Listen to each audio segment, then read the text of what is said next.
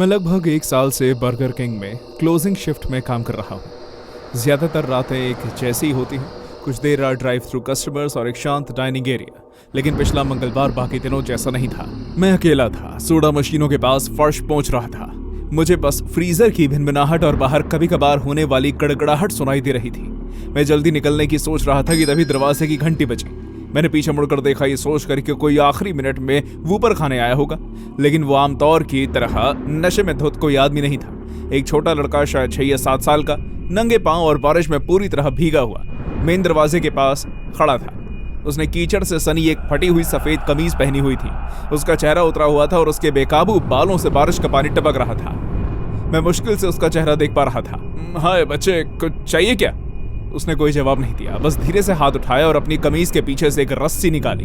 वो कुछ कदम अंदर आया और धीरे धीरे एक कुर्सी से दूसरी कुर्सी पर उछलने लगा। वो एक अजीब सी धुन गुनगुनाने लगा। मैं उसे शब्दों में बयान नहीं कर सकता, जैसे किसी खिलौने वाले पियानो पर कोई नर्सरी पोएम उल्टी बजाई जा रही हो। जल्द ही मेरे शरीर में एक डरावनी सनसनी फैलने लगी। ये बच्चा है कौन? इतनी देर तक बाहर क्यों है, वो भी ऐसे मौसम में? उसे मेरी मौजूदगी से कोई फर्क नहीं पड़ा। वो उछलता गुनगुनाता रहा। अरे बच्चे, मैंने अपनी आवाज शांत रखने की कोशिश करते हुए पुकारा। तुम ठीक तो हो ना? अचानक बाहर बिजली कड़की और लाइट चली गई। रेस्टोरेंट अंधेरे में डूब गया और रोशनी का एकमात्र जरिया पास में लगी स्ट्रीट लैम्प था। मैं ये देखकर हैरान रह गया कि स्ट्रीट लाइट तो काम कर रही है, लेकिन रेस्टोरेंट की लाइट कैसे चली गई? ये सब बहुत ही अजीब हो रहा था। जब मैंने पीछे मुड़कर देखा तो बच्चा गायब था। मुझे लगा कि वो चला गया होगा, इसलिए मैंने स्टोर रूम के अंदर बिजली के पैनल पर एक नजर डालने के लिए अपने फोन की टॉर्च चलाई। लेकिन जैसे ही मैंने नीचे जमीन पर लाइट जलाई, मुझे खून से सने पैरों के निशान दिखाई दिए, जो उस कोने से जहां मैंने आखिरी बार बच्चे को देखा था, रसोई की तरफ जा रहे थे। मेरी धड़कनें तेज हो गई। ये कैसे हो सकता है? बच्चा मेरे पास से गुजर गया और मैंने उसे देखा ही नहीं। जैसे ही मैंने पैरों के निशानों का पीछा करना शुरू किया, मेरे मन में एक शक पैदा हो गया। जैसे ही मैं रसोई में घुसा, मुझे बच्चा फिर से दिखाई दिया। वो पिछले दरवाजे के पास खड़ा था, मेरी ओर पीठ करके बारिश को देख रहा था। अरे तुम्हारे मॉम डैड कहाँ हैं? क्या तुम चाहते हो कि मैं तुमने मरने की दिया? उसका सवाल सुनकर मेरा मुंह खुला का खुला रह गया। क्या तुमने क्या कहा? तुमने मुझे मरने दिया, तुमने मुझे नहीं बचाया, तुम बचा सकते थे। वो बिना मेरी तरफ देखे बोलता रहा और उसकी बातें बेतुकी थी। मैंने इस बच्चे को जिंदगी में कभी नहीं देखा था। मुझे नहीं पता कि वो यहाँ क्यों है और क्या चाहता है, और सबसे बढ़कर वो कह रहा है वो मर चुका है। मुझे लगा कि शायद ये बच्चा बीमार होगा या मानसिक रूप से ठीक नहीं होगा। मैं उसके पास जाने लगा और बोला, देखो बच्चे, मैं तुम्हारे लिए पुलिस बुलाता और वो तुम्हारे मॉम डैड के पास ले जाएंगे। तुम कहाँ रहते हो? जैसे ही मैं उसकी तरफ धीरे धीरे बढ़ रहा था, मेरी नज़र अचानक उसके पैरों के नीचे ज़मीन पर पड़ी और मैंने खून की बूंदें देखी। खून ज़मीन पर टपक रहा था और वो बच्चे के शरीर से टपक रहा था। धीरे धीरे टपकता तेज और गाढ़ा होता गया। कुछ ही सेकंड में पूरा फर्श खून से लाल हो गया। मैं रुक गया और बच्चे को कांपते हुए, हड्डियां कपा देने वाली, चटकने वाली आवाजें निकालते हुए देखा। उसका सर ऐसे हिल रहा था जैसे उसे किसी तरह का झटका लग रहा हो। मुझे डर ने घेर लिया और मैं पीछे हटने लगा। मेरे मन में बात आई कि उसके पास जाना शायद अच्छा आइडिया नहीं होगा। वो बच्चा जो अब भी मेरी तरफ पीठ करके खड़ा था और जमीन पर खून टपक रहा था, आखिरी बार बोला, तुम्हें मुझे मरने नहीं देना चाहिए था। और मैं चीख कर कहना चाहता था कि मैं उसे नहीं जानता। हो सकता है जब वो पलटा तो उसने मुझे कोई और समझ लिया हो। सबसे पहले मैंने उसका चेहरा देखा। उसकी आंखें बड़ी थी और उनमें एक काला लिक्विड निकल रहा था। उसके चेहरे की स्किन नीली नसों से भरी हुई थी जो किसी भी पल फट सकती थी। और फिर मैंने उसका धड़ देखा। उसका पेट चीर कर फाड़ दिया गया था और उसकी आंतड़ियां बाहर लटक रही थी। अब मुझे समझ आया कि उसका इतना खून क्यों बह रहा था। उसने अपना हाथ मेरी तरफ उठाया और छोटे छोटे रोबोट जैसे कदम उठाते हुए वही शब्द दोहराए। अपनी आंखों के सामने ये सब देखकर मैं दंग रह गया। मैं इतना सदमे में था कि भागना ही भूल गया। जैसे जैसे वो बच्चा मेरे करीब आता गया, उसकी आंतड़ियां बाहर गिरने लगी। उस कड़कती आवाज ने मेरे कानों को सुन कर दिया। खून, पसीने और किसी जलने वाली चीज की बदबू ने हवा को सांस लेने लायक नहीं छोड़ा। पहले उसकी आंतें बाहर गिरी, फिर एक एक करके उसके अंदरूनी अंग। ये ऐसा था जैसे कोई डरावनी फिल्म का सीन असल जिंदगी में चल रहा हो। वो जमीन पर गिरकर टूट गया, फिर भी रेंगता हुआ मेरी तरफ आ रहा था। अपना हाथ ऐसे उठा रहा था जैसे किसी भी तरह मुझे पकड़ना चाहता हो। और जब वो बस कुछ इंच दूर था तो उसकी खून से सनी छोटी उंगली मेरे पैरों को छू गई। वो मेरे जीवन का अब तक का सबसे ठंडा स्पर्श था। अब मैं अपने शरीर को हिलने से नहीं रोक पा रहा था। मेरी चीख खून जमा देने वाली थी और मैं बेहोश हो गया। 2 दिन बाद मुझे अस्पताल में होश आया। उल्टियां और तेज बुखार था। बर्गर किंग का मैनेजर मुझसे मिलने आया। मैंने उसे वो सब कुछ बताया जो मैंने देखा और महसूस किया। उसका चेहरा दुख से काला पड़ गया था। उसने एक कम जानी पहचानी ट्रेजेडी का खुलासा किया जिससे मुझे यकीन हो गया कि जो मैंने देखा वो सच हो सकता है। उसने बताया कि सालों पहले हमारे बर्गर किंग रेस्टोरेंट में एक बर्थडे पार्टी से एक बच्चा लापता हो गया था जिसके अगवा होने का शक था। उसका शरीर बुरी हालत में एक नाले में मिला और बच्चे के मॉम डैड ने अपराधी को ढूंढने में कोई कसर नहीं छोड़ी। पूछताछ के दौरान एक कैशियर ने पुलिस को बताया कि एक लंबा चौड़ा आदमी उस बच्चे का पीछा कर रहा था, लेकिन उसने उस आदमी को नजरअंदाज कर दिया क्योंकि उसे डर था कि वो किसी कीमती कस्टमर को नाराज कर देगा। बस उसी पल मुझे उस बच्चे का सवाल समझ आया। वो अपनी मौत के लिए हमें जिम्मेदार ठहरा रहा था और सच कहूं तो बर्गर किंग के उस एम्प्लॉय ने उसे मरने दिया। मैंने अपनी नौकरी नहीं छोड़ी बल्कि अपनी शिफ्ट बदल ली। अब हम उस बच्चे की तस्वीर रेस्टोरेंट में रखते हैं। उम्मीद करते हैं कि किसी दिन कोई उसके कातिल के बारे में जानकारी लेकर सामने आएगा।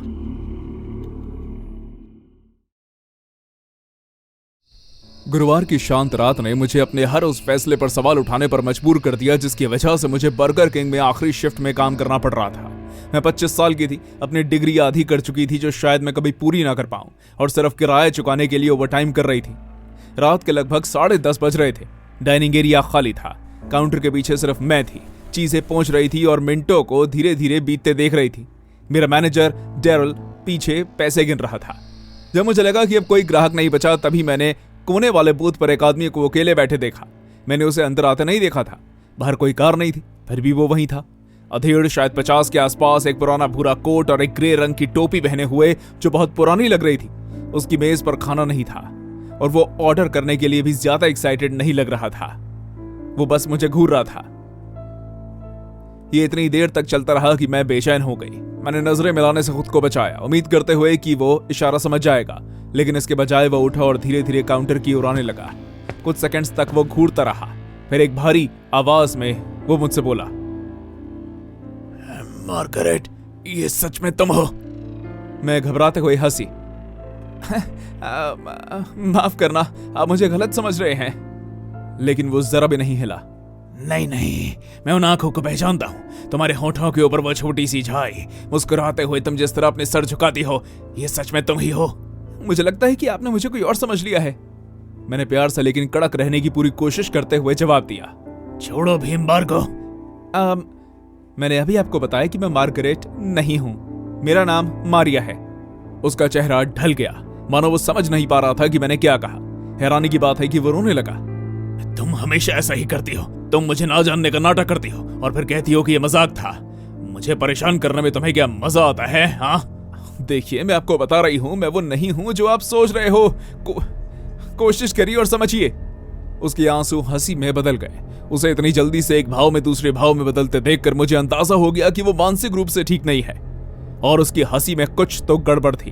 वो हंसी खुशी से नहीं निकल रही थी, वो बहुत ही बनावटी सी हंसी लग रही थी। मैं काउंटर से पीछे हट गई। Sir please. तुम्हें झील वाला घर याद है? उसने अचानक कहा। तुम्हें टिन की छत पर बारिश की आवाज बहुत पसंद थी। तुम उस पुराने लाल कंबल में लिपटकर मेरी गोद में सो जाती थी। दिखावा मत करो। दिखावा करने की हिम्मत मत करना। मुझे खुद से दूर मत करो। अब उसकी आवाज तेज होती जा रही थी। इन सब बातों का मेरे लिए कोई मतलब नहीं था। मैं तो कभी झील वाले घर में गई तक भी नहीं थी। सर प्लीज, मुझे लगता है आपको जाना चाहिए। मेरा मैनेजर पीछे ही है। उसने अपनी जेब में हाथ डाला और काउंटर पर कुछ रख दिया। वो एक महिला की तस्वीर थी। उसके लंबे काले बाल, गोरी त्वचा और चौड़ी आंखें थी और वो मुझसे बिल्कुल भी मिलती जुलती नहीं थी। लेकिन उसने तस्वीर को बहुत प्यार से देखा, फिर मेरी तरफ देखा। उसकी आंखों में कुछ ऐसा था जिसे मैं सिर्फ हताशा ही कह सकती हूँ। देख रही हो? उसने मेरी तरफ इशारा किया। ये तुम हो, ये हमेशा से तुम रही हो। मौत भी तुम्हें मेरे पास वापस आने से नहीं रोक पाई। मैं एक कदम पीछे हटी। मैं सिक्योरिटी को बुला रही हूँ। उसके चेहरे के भाव तुरंत बदल गए, गिड़गिड़ाहट से गुस्से में। उसने मेरी कलाई पकड़ ली और चिल्लाने लगा। तुम्हें लगता है कि मैं पागल हूँ? तुम्हें लगता है कि मैं अपनी पत्नी को नहीं जानता? तुम वापस आ गई हो और अब मेरा मजाक उड़ा रही हो। मैं काउंटर के नीचे पहुंची और उस साइलेंट अलर्ट बटन को दबाया जो हमें इमरजेंसी सिचुएशन में इस्तेमाल करने के लिए कहा गया है। तभी वो पास झुका और फुसफुसाया, मैंने तुम्हें एक बार खोदा था मार्गरेट, जरूरत पड़ी तो फिर से खोदूंगा। मैं मानो जम सी गई, मेरा शरीर अकड़ गया और मेरा गला सूख गया। मैं हिल नहीं पा रही थी, सांस नहीं ले पा रही थी। वो लकड़ी के काउंटर पर अपना सर पटकते हुए कहने लगा, तुम हमेशा मुझे चढ़ाती थी, कहती थी कि अगर मैंने तुम्हें कभी जाने दिया तो तुम मुझे परेशान करोगी। उसके माथे से खून की धार फूट पड़ी क्योंकि वो बहुत जोर से मार रहा था। मुझे अपनी आंखों पर यकीन नहीं हुआ। लेकिन मैंने नहीं किया मार्गरेट, मैंने तुम्हें कभी जाने नहीं दिया। उन्होंने तुम्हें दफना दिया, लेकिन मैंने अलविदा नहीं कहा। प्लीज मुझे छोड़ दीजिए। मैं चीखी, फूट फूट कर रोने लगी। उसका खून मेरे चेहरे पर फैल गया था, लेकिन वो रुका नहीं। वो बस ऐसे पटकता रहा जैसे उसे दर्द का जरा भी एहसास ना हो। काउंटर खून से लाल हो गया और उसके माथे से मांस के टुकड़े लटकने लगे, लेकिन उससे कोई फर्क नहीं पड़ा उसे। मैं जोर जोर से रोई। मैं बस यही चाहती थी कि ये बुरा सपना रुक जाए। पीछे की ऑफिस का दरवाजा खुला। मेरी चीख सुनकर मेरे साथ काम कर रहे लोग दौड़ते दौड़ते अंदर आए और अचानक उस आदमी ने मुझे छोड़ दिया। वो बिना कुछ कहे दरवाजे से बाहर भाग गया। वो तस्वीर तो अपने साथ ले गया, लेकिन तस्वीर वाली जगह पर एक छोटा अंगूठी का डिब्बा छोड़ गया। मेरे मैनेजर डेरेल मेरे पास आए और पूछा कि क्या हुआ था, लेकिन मैं बोल नहीं पा रही थी। मैंने बस डब्बे की तरफ इशारा किया। उन्होंने उसे धीरे से खोला। अंदर शादी की एक पुरानी अंगूठी थी। किनारों पर फफूंदी लगी थी और उसमें से एक बदबूदार मिट्टी जैसी गंध आ रही थी। अंगूठी के नीचे एक मुड़ा हुआ कागज रखा था। उस पर लिखा हुआ था, मार्गरेट घर आ जाओ, मैंने सब कुछ वैसे रखा है जैसे तुम छोड़ के गई थी। पुलिस बुलाई गई। उन्होंने डिब्बे की धूल झाड़ी और नोट ले लिया। उन्होंने सीसीटीवी फुटेज देखी और देखा कि उस आदमी ने क्या क्या किया था। ये 3 हफ्ते पहले की बात है। तब से मैं काम पर नहीं गई, लेकिन कभी कभी रात के लगभग 10:30 बजे मुझे अपने अपार्टमेंट की खिड़की के बाहर अजीब से पैरों के निशान मिलते हैं, नंगे पांव, कीचड़ से सने हुए। एक बार मैं उठी और मैंने अपनी बालकनी पर एक लाल कंबल पड़ा देखा, बारिश से भीगा हुआ। मेरे पास कभी लाल कंबल नहीं रहा। और सबसे बुरी बात, मुझे सपने आते रहते हैं। मैं किसी की गोद में लेटी हूँ, एक ऐसे घर में जिसे मैं नहीं पहचानती।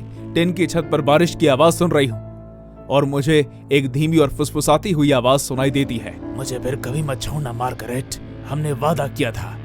लेकिन मेरा नाम मारिया है। मुझे पता है ना। बुधवार की शांत रात थी और मैं बर्गर किंग में अपनी शिफ्ट खत्म होने का इंतजार कर रही थी। एक ऐसी धीमी शाम जहां फ्रायर की आवाज भी ज्यादा तेज लग रही थी। मैं 26 साल की थी और रेस्टोरेंट बंद होने से पहले किसी तरह आखिरी घंटा गुजारने की कोशिश कर रही थी। अंदर कोई कस्टमर नहीं था, कोई म्यूजिक नहीं, बस फ्लोरेसेंट लाइटों की हल्की भिनभिनाहट और इंटरकॉम की धीमी घड़घड़ाहट। तभी दरवाजा चरमरा कर खुला। एक बूढ़ी औरत अंदर आई। वो 70 के पार की लग रही थी और बाहर गर्मी के बावजूद उसने एक मोटा शॉल ओढ़ा हुआ था। उसके बाल लंबे, बिखरे हुए और ज्यादातर सफेद थे। उसने मुझसे नजरें नहीं मिलाई, बस अपना सर नीचे झुकाकर कुछ बुदबुदाया जो मैं समझ नहीं पाई। मैंने अपनी सबसे अच्छी कस्टमर सर्विस वाली आवाज में बात की, हाय, आप क्या खाना चाहेंगी? उसने एक पल के लिए मेरी तरफ देखा। उसकी आंखें धसी हुई और सुस्त थी। छोटे फ्राइज और एक बड़ा कप नमक। मैंने पलकें झपकाई। माफ करना, कि आपने नमक कहा? हाँ, एक बड़ा कप। उसने इस बार ज्यादा साफ जवाब दिया। मैं अजीब तरह से हंसी, सोचा कि वो मजाक कर रही है। हम सच में नमक ऐसे सर्व नहीं करते हैं, लेकिन मैं आपको कुछ पैकेट दे सकती हूँ। मुझे पैकेट से ज्यादा चाहिए, उसने झटके से कहा। उसकी आवाज अब भी धीमी थी, लेकिन अब उसमें कुछ तीखापन आ गया था। मुझे चाहिए। उसकी आवाज में कुछ गड़बड़ थी। मैं उसे अपने अंदर महसूस कर सकती थी, वो डूबता हुआ सा एहसास जो तब होता है जब कोई आम सी बात अचानक गलत लगने लगती है। मैं झिझकी, पर फिर भी उसे नमक के कुछ पैकेट थमा दिए। उम्मीद थी कि वो उन्हें लेकर चली जाएगी। वो एक पल के लिए वहीं खड़ी रही, उन्हें ऐसे घूरती रही जैसे वो काफी ना हो। फिर उसने अपने दांतों से एक पैकेट फाड़ा और नमक सीधे अपने मुंह में डाल लिया। कोई झिझक नहीं, कोई रिएक्शन नहीं। उसने फिर से यही किया और फिर से। मैडम, मैंने धीरे से कहा, आप यूं ही नहीं खा सकती है। अचानक उसने काउंटर पर अपनी मुट्ठी पटक दी, जिससे मैं चौंक गई। मुझे और चाहिए, उसने गुस्से से कहा। उसके होंठ सूखे और फटे हुए थे, कोनों पर सफेद धूल चिपकी हुई थी। उसने काउंटर के पार हाथ बढ़ाया। उसकी टेढ़ी उंगलियों ने मसालों की दराज को पकड़ लिया और उसे झटक कर खोल दिया। मैम रुकिए, मैंने पीछे हटते हुए आवाज लगाई। वो हर दराज खोल रही थी, मुट्ठी भर नमक के पैकेट उठा रही थी और उन्हें मुंह में ठूस रही थी जैसे वो कोई टॉफी चबा रही हो। कुछ बाहर गिरकर जमीन पर गिर रहे थे। फिर उसे खांसी आने लगी, मानो उसे सांस लेना मुश्किल हो गया हो। फिर भी वो बुदबुदाती रही। वो लगातार कुछ ना कुछ बक कर रही थी, मानो कुछ मन ही मन दोहरा रही हो, शायद किसी और ही भाषा में। वो गोल गोल घूमने लगी, तेज तेज, और जो भी अजीब शब्द उसके मुंह से निकलते फुसफुसाती रही। वो बस खड़ी रही, अजीब तरह से बर्ताव करती रही, इधर उधर हिलती रही। मैं ये सब देखकर बहुत डर गई थी और मुझे समझ नहीं आ रहा था कि मैं क्या करूं। मैं अपने शिफ्ट मैनेजर सैमुअल को बुलाने दौड़ी, जो पीछे सामान बंद करने की तैयारी कर रहा था। जैसे ही उसने उसे देखा, उसने पुलिस को फोन करने के लिए फोन उठाया। तभी वो चीख पड़ी।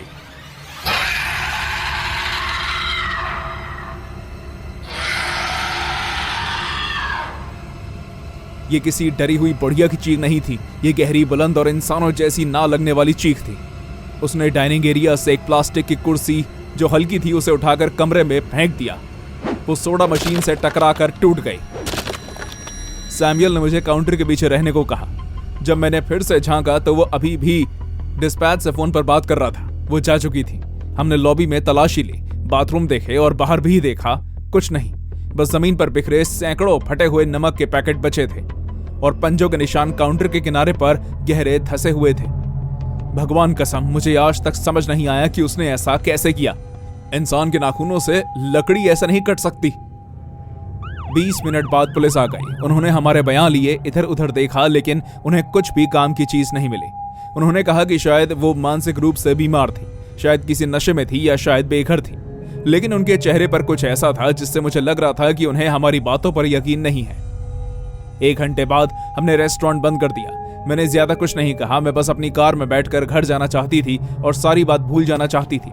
लेकिन जब मैं बाहर निकली, मेरी विंडशील्ड पर नमक का ढेर लगा था, बिल्कुल सही आकार का, मानो किसी ने जानबूझकर डाला हो, बिल्कुल बीचों बीच। मैं वहीं खड़ी रही, मेरे हाथ में चाबियां थी। मेरा दिल इतनी जोर से धड़क रहा था कि मैं उसे अपने कानों से सुन सकती थी। और उसके बगल में बोनेट पर नाखूनों की खरोंच लगी हुई थी और लिखा हुआ था, तुम्हें नहीं पता कि उसे क्या चाहिए।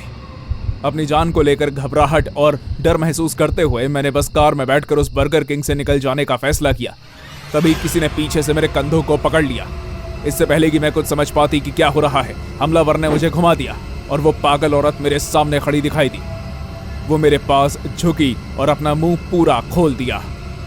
उसके मुंह के अंदर का हिस्सा लाल था, त्वचा उखड़ी हुई थी, जीभ पर छाले पड़ गए थे और मसूड़ों से खून बह रहा था, जिससे उसकी सांसों से भयानक बदबू आ रही थी। उसके दांत सड़ गए थे और मुझे पता था कि ये सब ज्यादा नमक की वजह से है। वो शायद काफी देर से नमक खा रही होगी। वो बस किसी जानवर की तरह गुर्रा रही थी, हर बार अपना मुंह और चौड़ा करती जा रही थी। मैं चीखना भूल गई थी, मेरी नजर धुंधली होने लगी और मैं बेहोश होने ही वाली थी कि उसने मेरे चेहरे पर जोर से थप्पड़ मारा, जिससे मेरे होठों से खून बहने लगा। वो जंगल में भाग गई और गायब हो गई। मुझे नहीं पता कि मैं उस रात घर कैसे वापस आई। उसके बाद मैंने कभी रात की शिफ्ट में काम नहीं किया। सैमुअल ने बताया कि उसे अनजान नंबरों से फोन आने लगे थे, जो फोन उठाने पर सिर्फ फुसफुसाते थे। एक और एम्प्लॉय ने कसम खाई कि उसने उसी औरत को अपने अपार्टमेंट के सामने सड़क के उस पार खड़े होकर बस घूरते हुए देखा था। अब हम उसके बारे में ज्यादा बात नहीं करते। ज्यादातर लोग सोचते हैं कि यह कोई पागल औरत होगी, शायद नशे में या किसी बीमारी से जूझ रही होगी। लेकिन मैं ऐसा नहीं सोचती, क्योंकि कभी कभी मुझे रात में अब भी चीखने की आवाज सुनाई देती है, जो किसी जानवर जैसी नहीं होती। ऐसा लगता है कि जैसे कोई इंसान किसी जानवर की नकल कर रहा हो।